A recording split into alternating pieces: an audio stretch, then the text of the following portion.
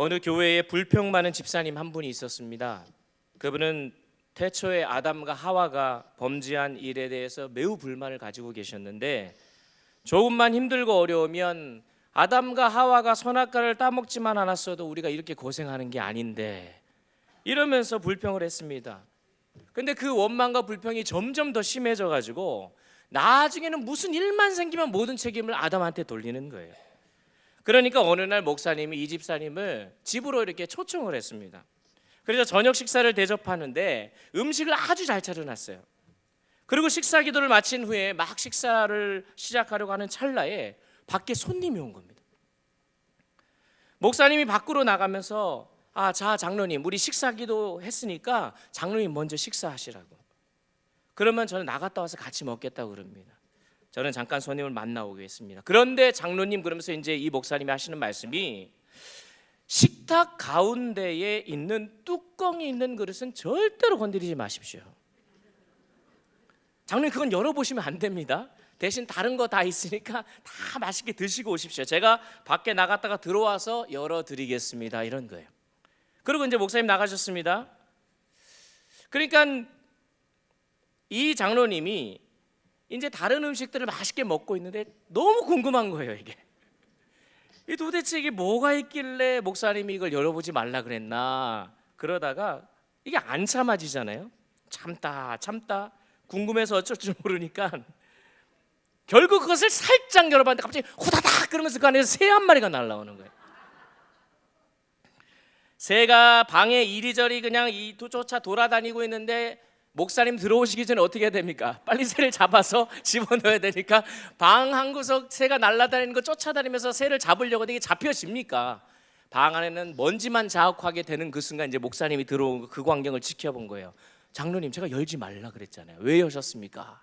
라고 하니까 이 장로님이 아무 말 못 하시는 거예요. 그러고 나서 목사님이 이렇게 말씀하시는 거예요. 장로님, 제가 보니까 장로님은 아담의 후손이 분명 맞는 것 같습니다. 그 이후로 장로님이 다시는 아담에게 불평불만 그리고 핑계대지 않았다라고 합니다. 대초에 하나님이 창조하신 에덴 동산에는 또 중앙에는 선악을 알게 하는 나무와 생명나무가 있었습니다. 근데 창세기 2장 17절에 하나님은 모든 실과는 먹되 선악을 알게 하는 나무의 실과는 먹지 말라고 하셨죠. 그리고는 그것을 먹는 날에는 어떻게 된다고요? 정령 죽을 것이라 말씀하셨어요. 여러분, 이것은 인간에게 주어진 최초의 하나님의 명령입니다.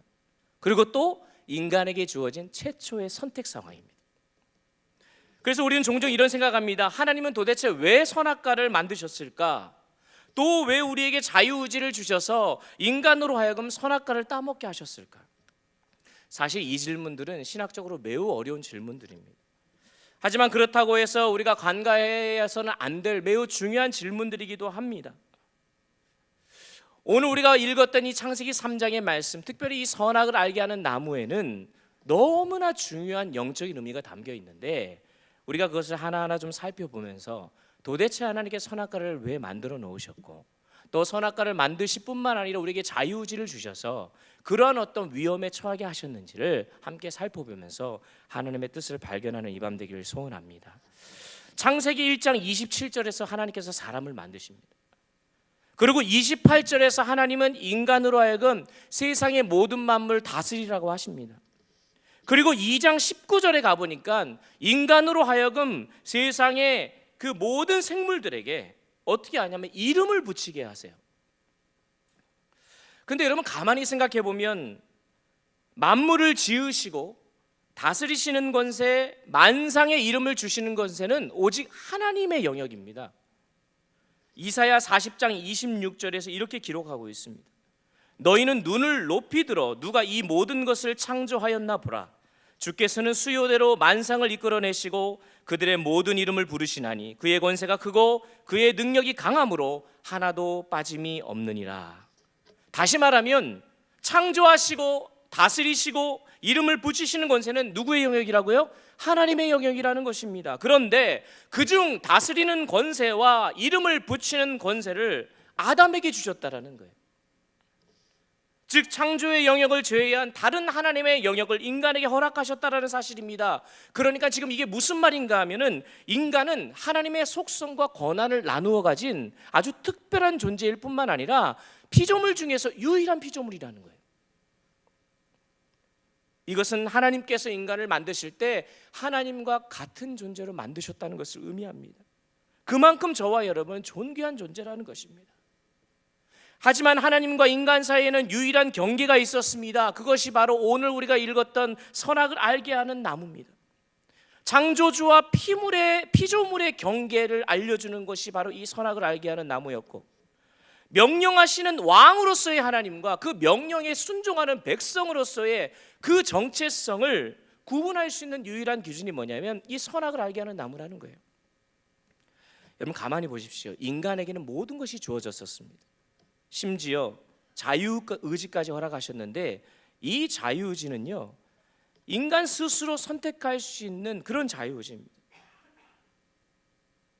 그런데 이 자유라는 것은 인간 자신이 하나님의 피조물이라는 사실을 인식하고, 그리고 하나님의 피조물로서 하나님을 왕으로 인정하고 조물주, 창조주로 인정하고 살아가는 그 범위 안에서 주어진 자유입니다. 다시 말해서 하나님이 창조주이시며 왕이시라는 사실만 인정하면요, 그 범위에서 누릴 수 있는 자유가 어마어마하다는 거예요. 사실 인간에게 부여해 주신 자유의지는요, 여러분 하나님의 입장에서는 엄청난 모험이었을 것입니다. 왜냐하면 우리에게 주어진 자유의지는 선택이 있어서 거의 무제한적이기 때문에 그렇습니다. 물론 그 자유를 가지고 하나님을 찬양하면 그보다 더 영광스러운 일은 없었을 것입니다. 하지만 자칫 잘못하면 하나님이 주신 그 자유로 인간이 하나님을 저버리고 하나님을 배신할 수도 있었어요. 그거를 잘 알고 계셨을 것입니다. 그렇다면 이렇게 위험한 모험을 하시면까지 우리에게 자유의지를 주신 이유가 도대체 뭐냐는 거죠. 그것은 바로 하나님은 우리와 진정한 사랑의 관계를 원하셨기 때문입니다. 무한한 자유를 가지고 하나님을 사랑하기로 선택할 때 그게 진짜 사랑이잖아요. 그것이 하나님께 큰 기쁨이 된다는 것을 하나님은 아셨던 것입니다. 그래서 하나님은 우리로 하여금 무조건 하나님을 사랑하게끔 로봇처럼 만들지 아니하시고 우리에게 자유라는 것을 주셔서 스스로 하나님을 선택하고 사랑하게 하셨던 것이죠. 여러분 이게 남녀 간의 사랑, 언론에서 많이 비춰지는 것도 어떤 남자가 어떤 여자를 너무 좋아하는데 집착해가지고 스토커처럼 쫓아다니면 그게 사랑입니까? 그 사람을 구속하고 원하지 않는데 가두어 놓고, 그것은 사랑이라고 할 수 없는 것이죠. 진정한 사랑의 관계는 서로가 가진 자유를 가지고 선택해서 서로 사랑하는 것, 그것이 진정한 사랑의 관계임을 하나님은 아셨던 것이고, 그래서 하나님은 인간을 만드셨을 때 태엽을 감아 놓으면 일정한 노래를 부르고 움직이는 그런 장난감으로 만든 것이 아니라 자유의지를 가지고 하나님을 찬양하고 하나님을 사랑하는 존재가 되도록 하셨던 것이죠. 그것을 정말 원하셨기 때문에 기꺼이 위험을 감수하고 우리에게 자유의지를 주셨다는 거예요. 그러니까 여러분 사실 이 자유의지는요, 저와 여러분을 사랑하신 하나님의 엄청난 선물임을 여러분 기억하시기 바랍니다. 결국 인간이 하나님을 자발적으로 사랑하고 선택해서 찬양하게 하는 것이 인간을 창조하신 목적이라는 거예요. 그래서 이사야 43장 21절은 이 백성은 내가 나를 위하여 지었나니 나를 어떻게 하려 함이니라, 찬송하게 하려 함이라. 그러므로 여러분 선악을 알게 하는 나무를 두셨다는 것은요, 모든 것을 인간이 누려도 되는데 하나님이 창조주이시며 왕이시란 사실만은 인정하며 살아라라는 것이었습니다. 특별히 선악을 알게 하는 나무가 동산 중앙에 있었다는 사실은요, 여러분 하나님의 엄청난 배려입니다. 에덴 동산 어디에서나 하나님의 존재를 인식할 수 있도록 하나님께서 아담과 하와에게 배려한 선물이에요. 어느 한 구석에다 놓지 아니하고 에덴 동산 중앙에 선악과를 놓게 함으로써 내가 너의 왕이고 너의 창조주이다, 어느 곳에 있든지 그 선악과를 보면서 하나님을 창조주로 인정하며 살라, 그러면 너가 복된 삶이 이루어진다. 그런데 문제는 지금 아담의 이 상황, 늘 하나님의 존재를 인식하고 기억할 수밖에 없는 그런 환경이 주어졌음에도 불구하고 그 환경보다 문제가 뭐였냐면 그의 마음이었다는 거예요. 선악을 알게 하는 나무와 생명나무가 에덴 동산 중앙에 놓여 있었던 것처럼 아담의 마음 한구석에도 사실 선악과와 생명나무가 놓여져 있었습니다. 무슨 말인가 하면 하나님의 말씀을 순종할까? 아니면 하나님의 말씀을 거절하느냐? 이 기준인 선악과와 생명나무가 이 아담의 마음 한구석에 있었다라는 거예요. 그런데 그들은, 아담과 하와는 하나님의 말씀을 거역하고 선악과를 따먹은 것입니다. 근데 여러분, 혹시 이 사건을 바라보면서 아까 어느 한 집사님처럼 왜 아담과 하와가 그렇게 선악과를 따먹어가지고 우리를 이렇게 괴롭히냐, 아직도 그렇게 생각하고 계십니까? 여러분, 이것을 아담과 하와만의 문제라고 생각하고 계십니까? 여러분, 이거 대초에 아담만의 문제가 아닙니다. 오늘 저와 여러분의 문제예요. 내가 하나님 앞에서, 선악과 앞에서 지금 무엇을 하고 있느냐, 바로 나의 문제라는 것입니다. 다시 말하면 저와 여러분의 마음 한가운데도 역시 선악과와 생명나무가 놓여져 있다는 거예요. 내가 하나님 앞에서 무엇을 하느냐, 아담과 하와가 선악과의 유혹을 뿌리치지 못하고 그것을 태초에 먹어서 죄가 들어오고 이 세상의 죄에 의해서 손상된 것은 분명하지만 오늘 나에게도 여전히 반복되고 있는 저와 여러분의 문제라는 거예요. 그러므로 선악과의 문제가 그저 과거의 문제라고 생각하고 아담과 하와의 번제만을 원망하던 그 집사님의 모습이 아니라 오늘도 저와 여러분이 선악과 앞에 서 있고 사단은 끊임없이 저와 여러분을 유혹하고 있다는 사실을 인식하고 살아가는 사람이 되어야 한다는 것이죠. 그렇다면 이러한 선악과의 문제 앞에서 저와 여러분이 어떻게 해야 하냐는 거죠. 여러분, 사단이 아담과 하와를 유혹할 때 한 가지 전략을 썼습니다. 그것이 뭔지 아십니까? 아담과 하와의 눈을 다르게 바꾸는 거였어요. 사랑의 관계 안에서 명령과 순종의 상징으로 주어진 이 선악에 알게 하는 나무, 이거를 사단은 마치 인간을 제한하고 괴롭히는 하나님의 어떤 독선적인 그런 상징으로 보여지게끔 그들의 눈을 바꿔버렸어요. 마치 하나님이 무슨 비밀을 감추고 있는 것처럼, 그래서 인간을 하나님처럼 되지 못하게 만들려는 이기적인 하나님으로, 독선적인 하나님으로 이해하도록 사단은 아담과 하와의 눈을 속여버리고 바꿔버린 거예요. 그러니까 지금 문제가 뭐냐면 그것을 어떻게 바라보느냐는 거죠. 우리의 눈과 마음의 문제라는 것입니다. 그러니까 태초에 아담과 하와의 마음속에 사실은 선악을 알게 하는 나무와 생명나무가 에덴 동산 중앙에 있었지만 그의 마음속에서는 분명히 영적인 싸움이 일어났을 것입니다. 하나님의 눈과 사단의 눈, 하나님의 뜻과 사단의 뜻, 영적인 생각과 육의 생각이 이 아담과 하와의 마음속에서 싸우고 있었을 거예요. 그런데 이것이 바로 오늘날 육신의 소욕과 성령의 소욕 사이에서 갈등하고 있는 저와 여러분의 마음의 문제라는 것입니다. 그래서 여러분, 사실은 엄연히 따지면 나의 생각이란 없습니다. 영의 생각이 아니면 육의 생각인 거예요. 하와는 선택의 상황에 놓여져 있었습니다. 이에 대한 하와의 반응이 오늘 읽었던 6절에 나타납니다. 6절 말씀 한번 다 같이 한번 읽어볼까요? 하와의 반응의 모습이 6절에 나타나는데 6절 말씀 다 같이 읽겠습니다. 여자가 그 나무를 본즉 먹음직도 하고 보암직도 하고 지혜롭게 할 만큼 탐스럽기도 한 나무인지라. 여자가 그 열매를 따먹고 자기와 함께 있는 남편에게도 주매 그도 먹은지라. 여러분, 지금요 이 상황을 보고 우리가 어떻게 깨달아야 되냐면 하와의 눈이 바뀌어졌다는 것을 알아야 돼요. 왜냐하면 얼마 전까지만 해도 이런 마음이 안 들었어요. 근데 지금 눈이 바뀌어졌고 마음이 바뀌어졌습니다. 하나님의 말씀만 존재할 때에는 그것이 진리였어요. 그런데 하나님의 말씀이 아닌 다른 말이 들어오니까 눈이 바뀌어버리는 겁니다. 우리 안에 하나님의 말씀으로 꼭꼭 채워서 넣으면 어떠한 사단의 공격이 들어와도 그 모든 것을 다 막아내게 되어 있습니다. 그런데 하나님의 말씀이 아닌 다른 사단의 생각, 사단의 말들이 우리 안에 가득 채워질 때에 결국에는 그 사단의 유혹에 넘어가 우리의 눈이 바뀌어지고 결국 우리의 마음이 바뀌어야 되신다는 것이죠. 결국에는 사단의 말이 들어오니까 진리의 말씀이었던 그것이 왜곡된 진리로 바뀌게 된 것입니다. 그 선악과에 지금 이 하와가 이야기했던 것처럼 먹음직도 하고 보암직도 하고 지혜롭게 할 만큼 탐스럽게 하다라고 했는데, 그렇게 보이는 여러분 이유가 있습니다. 그것이 뭐냐면 지금 이 세 가지가 바로 죄의 유혹의 본질이기 때문에 그래요. 여러분, 만약에 선악을 알게 하는 나무가 별 볼 일 없는 나무였으면 하와에게는 아무런 유혹이 안 됐을 것입니다. 그러나 선악을 알게 하는 나무는 인간이 가질 수 있는 모든 욕망의 모습으로 다 비춰졌던 거예요.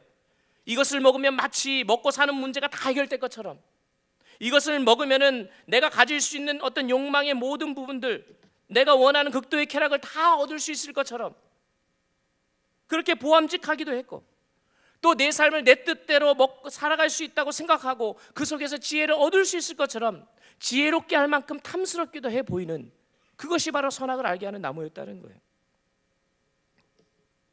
먹고 사는 문제, 쾌락의 문제, 권세와 다스림의 문제, 자랑의 문제, 이생의 자랑, 이 모든 것 다 내 능력으로 할 수 있을 것처럼 선악과가 보여졌다라는 거예요. 그런데 성경은 이것에 대해서 뭐라고 얘기하냐면 그게 죄라고 얘기하는 겁니다. 죄의 모습이라고 이해하는 것입니다. 그런데 그러면서 성경은 뭐라고 이야기하시냐면 전혀 다른 방향으로 우리에게 제시합니다. 먹고 마시는 문제는 하나님께서 해결해 주신다. 하나님만이 인생의 모든 기쁨과 만족이 되시는 분이시다. 하나님께서 나를 완전히 주장하시고 다스려서야 이 세상을 살 수 있다고 말씀하시는 것이 성경의 가르침이에요. 그러나 하와가 보고 있는 선악과는요, 성경이 가르치고 있는 이 세 가지를 완전히 거스르고 있는 거예요. 그래서 가만히 보면 이 세 가지 죄의 유형, 먹음직스럽고 보암직스럽고 탐스럽기도 한 그 선악과의 이 세 가지 유형의 뿌리는 딱 한 가지입니다. 오늘 5절 말씀에 뭐라고 되어 있는지 아십니까? 하나님과 같이 되려는 욕망이라는 거예요. 내가 하나님이 되어서 내가 내 힘으로 내가 원하는 대로 스스로 살아가겠다는 것입니다. 그런데 여러분, 이게 어찌 아담과 하와만의 문제겠습니까? 지금 저와 여러분의 문제라는 거예요. 성경을 가만히 보다 보면 그 통찰력이 매우 놀랍습니다.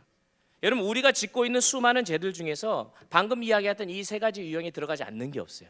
다 들어갑니다. 지금도 우리가 내 힘으로 어떻게 먹고 살 수 있을까 그렇게 생각하고 살아갑니다. 하나님이 아닌 무엇이 나를 기쁘게 하며 살아갈 수 있을까, 그것을 계속해서 끊임없이 그 만족을 찾기 위해서 노력하며 살아가요. 내 삶의 모든 부분들을 내가 결정하고 내 마음의 왕은, 내 삶의 주인은 바로 나다라는 그런 수많은 생각들로 가득 차 있는 것이 바로 저와 여러분의 모습 아닙니까? 그래서 이러한 선악과의 모습을 사도 요한은 요한일서 2장 16절에서 이렇게 정리하고 있어요. 한번 다 같이 한번 읽어볼까요? 요한일서 2장 16절에서 이렇게 이야기합니다. 이는 세상에 있는 모든 것이 육신의 정욕과 안목의 정욕과 이생의 자랑이니 다 아버지께로부터 온 것이 아니요 세상으로부터 온 것이라. 먹음직도 하고 보암직도 하며 지혜롭게 할 만큼 탐스럽기도 하다는 이 육신의 정욕과 안목의 정욕과 그리고 이 이생의 자랑은 바로 세상으로부터 온, 사단으로부터 온 죄의 본질이라는 것입니다. 내 삶을 내가 이어가고 내가 살아갈 수 있고 내가 스스로 만족하고 내 존재를, 내 삶의 모든 부분을 내 스스로 확장하고 드러내려고 하는 인간의 욕망은 바로 내가 하나님처럼 되겠다고 하는 그런 죄의 본질의 모습이라는 거예요. 그래서 여러분, 성경에서 말하는 죄는요, 어떤 윤리적인 거나 도덕적인 것, 법적인 문제가 아니에요. 그 문제를 넘어선 하나님과의 관계의 문제입니다. 하나님과 같이 되겠다고 하는 것, 이것은 무엇인가 하면 왕으로서의 하나님, 창조주로서의 하나님과 백성으로서의 인간, 그리고 피조물로서의 인간의 이 관계를 깨트려 버리는 거예요. 그래서 왕이신 나의 하나님을 내 마음의 중앙에 모시고 살다가 그 하나님을 내 마음 중앙에서 몰아내고 결국에는 몰아낸다는 말은 하나님을 죽이는 거예요.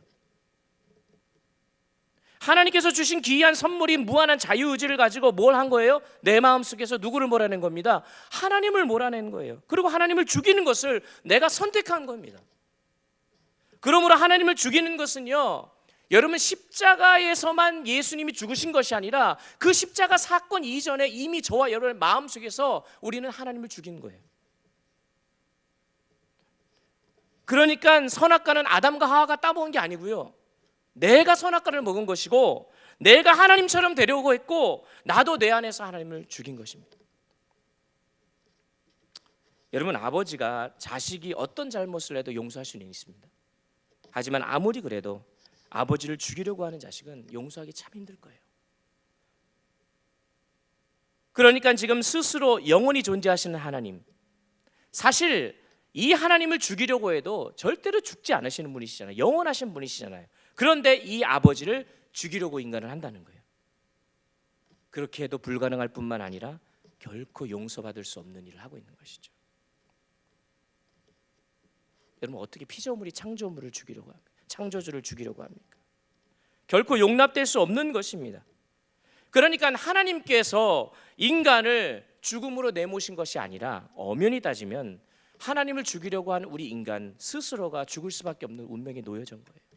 하나님이 주신 그 귀한 선물, 우리를 가장 존귀하게 만드시기 위해서 그 귀한 선물로 자유의지를 주신 그것을 가지고 내 스스로 내가 사망으로 들어가게 된 것이라는 것이죠. 여러분, 성경이 말합니다. 죄의 삭은 뭐라고요? 사망입니다. 지금까지 이 땅에서 살았던 역사의 모든 인물들이 죄를 지었고 또 앞으로 태어날 모든 사람들도 죄를 지을 운명에 놓여 있어요. 왜냐하면 아담의 타락의 이후로 세상은 모든 죄로 억눌러져 있기 때문에 모든 것이 손상되었습니다. 그래서 스스로 죄를 짓고 싶지 않아도 죄를 짓게 되어 있고 그런 환경 속에서 저와 여러분 살아갈 수밖에 없습니다. 압니다. 그래서 먹음직도 하고 보암직도 하고 지혜롭게 할 만큼 탐스럽기도 한 그런 선악과가 저와 여러분의 삶 속에 곳곳에서 놓여져 있고 그것을 봄으로써 우리는 무너질 수밖에 없는 상황에 놓여져 있어요. 이러한 죄와 사망의 문제, 이런 문제 앞에서 저와 여러분 가운데 누가 이 유혹을 이길 수 있겠습니까? 누가 극복할 수 있겠어요? 저와 여러분에게는 어떤 희망도 없습니다. 그러나 성경은 인류를 죽게 만든 이 죄의 유혹을 이겨낸 자가 있다고 말씀하시는데 바로 예수 그리스도이심을 믿으시기 바랍니다.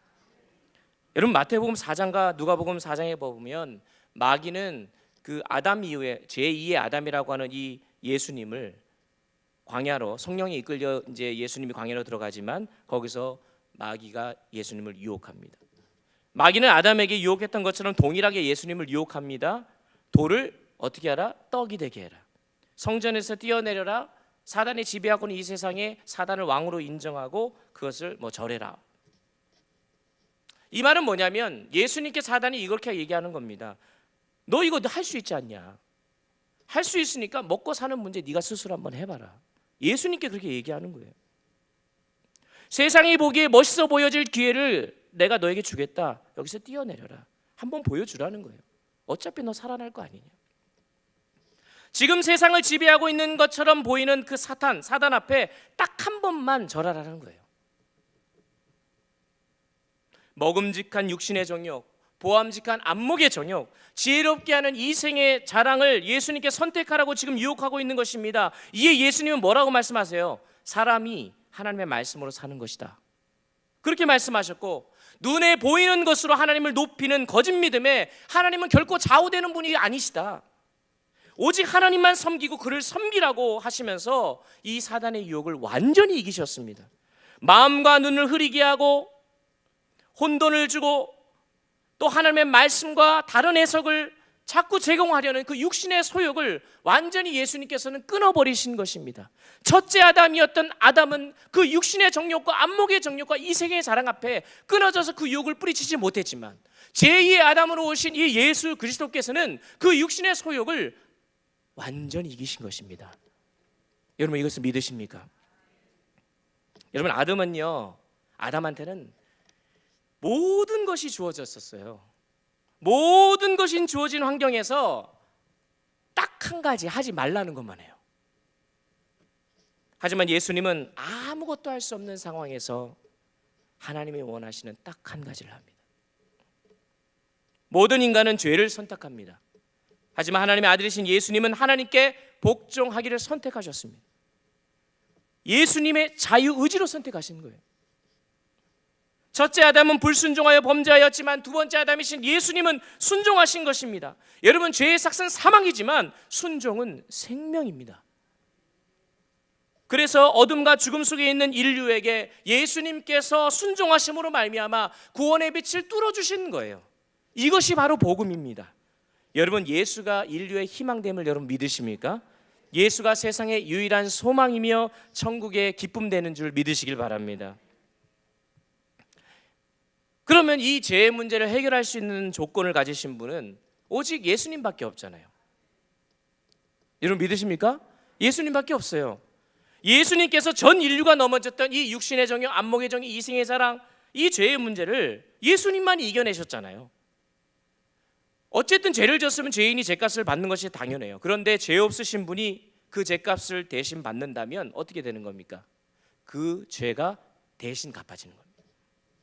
그래서 하나님께서는 죄값을 대신 받은 자로 예수님을 택하셨고, 예수님은 그 하나님의 뜻에 순종하신 것입니다.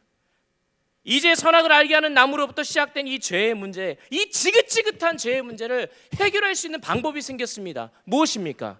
예수님이십니다. 예수님께서 첫 아담을 포함한 인류의 죄를 대신해서 죄값을 치르심으로 말미암아 인류가 살 수 있는 길을 열어놓으신 것입니다. 여러분, 하나님께서는요, 그 독생자 예수 그리스도가 흘리신 그 피로 인류의 죄가 이제는 더 이상 없다라고 여겨주신 것입니다. 사실 이거에 대한 어떤 해석이나 좀 더 이 하나님의 섭리 안에서 영적인 해석을 하고 있는 그 말씀이 히브리서 9장에 있습니다. 히브리서 9장을 한번 보면 1절부터 5절까지 제가 한번 읽어보겠습니다. 앞에 화면 띄워주시면, 첫 언약에도 섬기는 예법과 세상에 속한 성소가 있더라.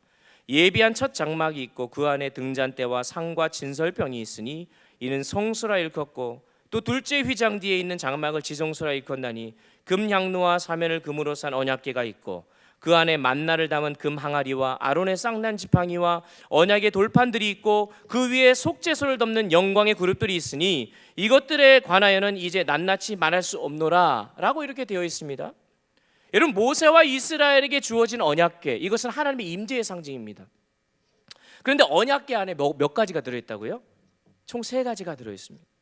무엇이었습니까? 뭐예요? 만나를 담은 금항아리, 그리고 아론의 쌍난 지팡이, 그리고 언약의 돌판, 이 3가지가 들어있었어요. 그런데 여러분, 이 3가지 물건에는 공통점이 있습니다. 그것이 뭐냐면, 역사적으로 볼 때 하나님과 이스라엘 백성들 간에 가장 사이가 안 좋을 때 주어진 것들이에요. 다시 말해서 이스라엘 백성들의 반역과 불순종으로 만들어진 것들이라는 것이죠.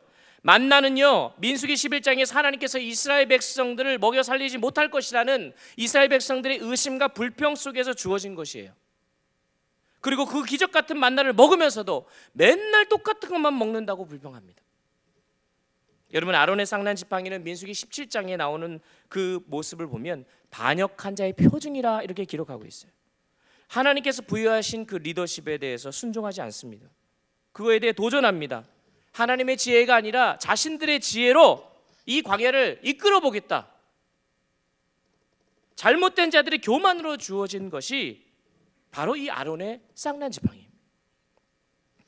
언약의 백성들은, 여러분, 보이지 않는 하나님께서 앞으로 이스라엘 백성들이 살아갈 하나님 나라 백성의 삶의 지침으로 주어진 것입니다. 그런데 여러분이 너무나 잘 아시는 대로 이스라엘 백성들은 모세가 돌판을 가지고 내려올 때 자신들의 눈에 좋아 보이는 황금 송아지를 만들러 경배했어요. 그러면 언약궤 안에 들어있는 이 3가지, 이게 무엇입니까? 먹음직도 하고 보암직도 하고 지혜롭게 할 것 같은 죄의 육신의 정욕과 안목의 정욕과 이생의 자랑이라는 거예요. 그러니까 인간이 가지고 있는 모든 죄의 유형과 죄의 본질들이 지금 이 언약궤 안에 있는 것입니다.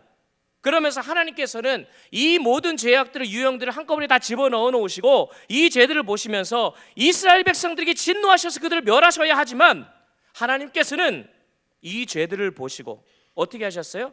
그 죄들 위에 속죄소라는 것을 덮으셨어요. 성막에 따르면 속죄소라고 하는 거 영어로 mercy seat이라고 하고 시은좌라고 합니다. 이 의미는 죄를 속하는 장소라는 뜻을 가지고 있어요. 더 정확히 말하면 죄를 덮어버린 장소라는 거예요.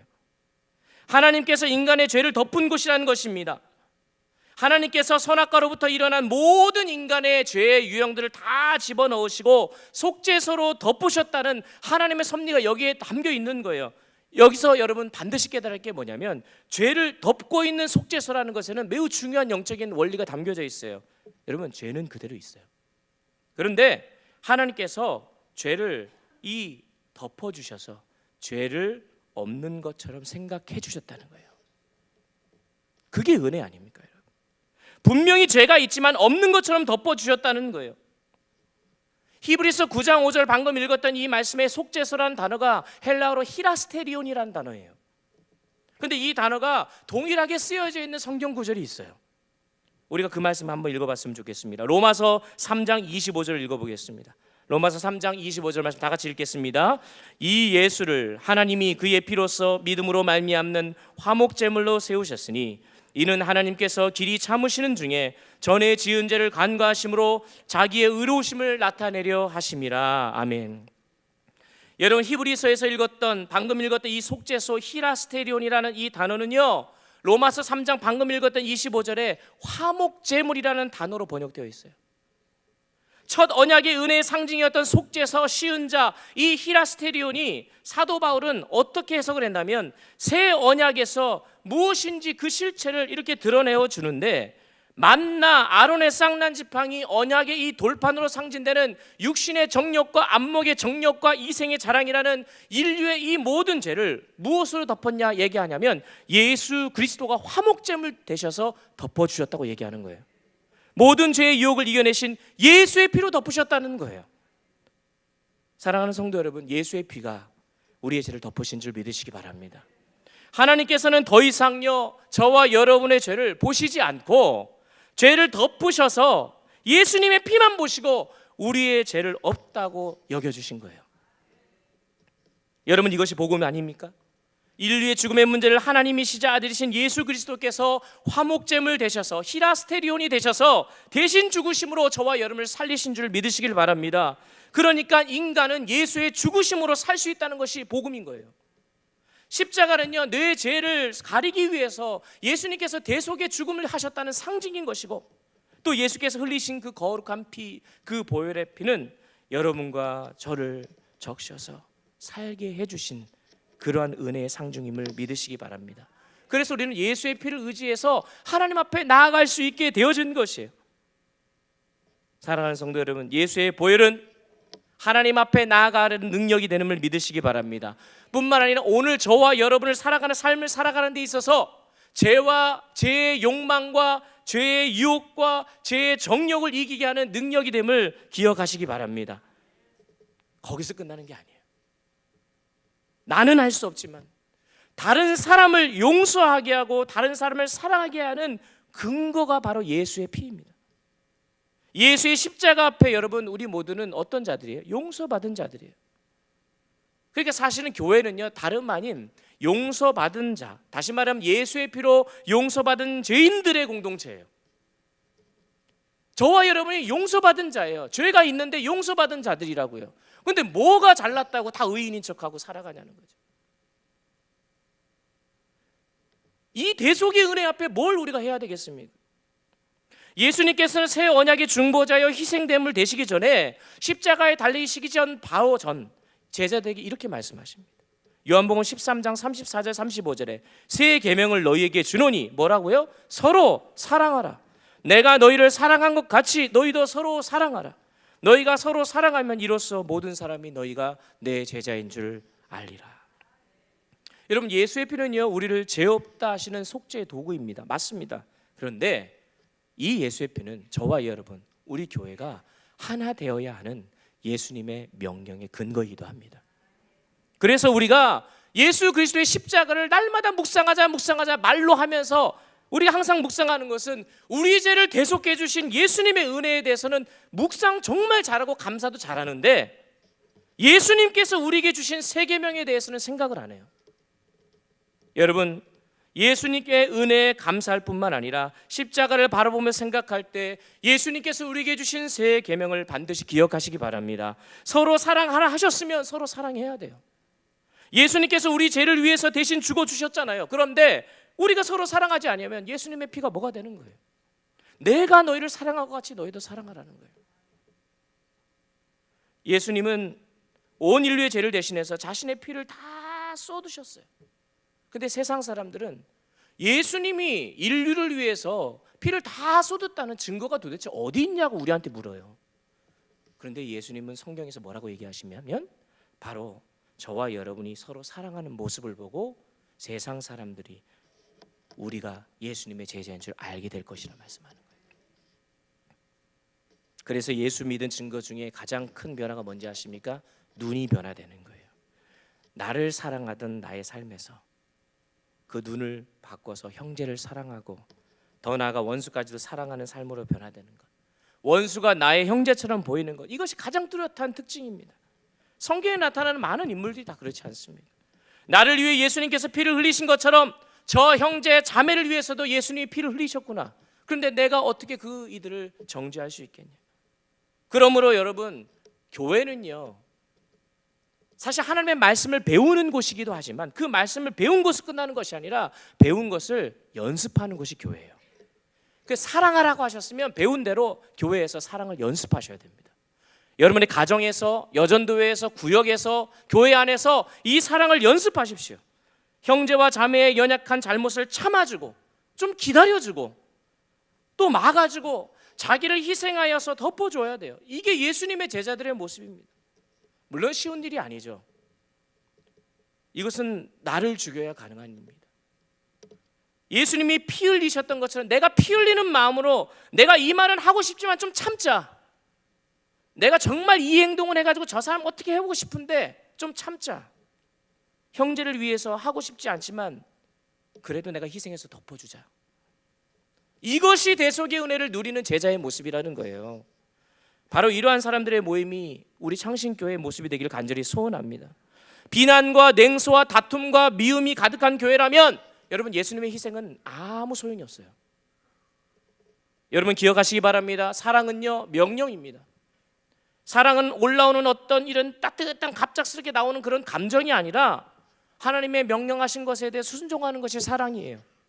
내 뜻을 접고 형제를 사랑하는 것이 예수님 십자가 지시기 전 마지막으로 하신 말씀이며 명령인 것입니다.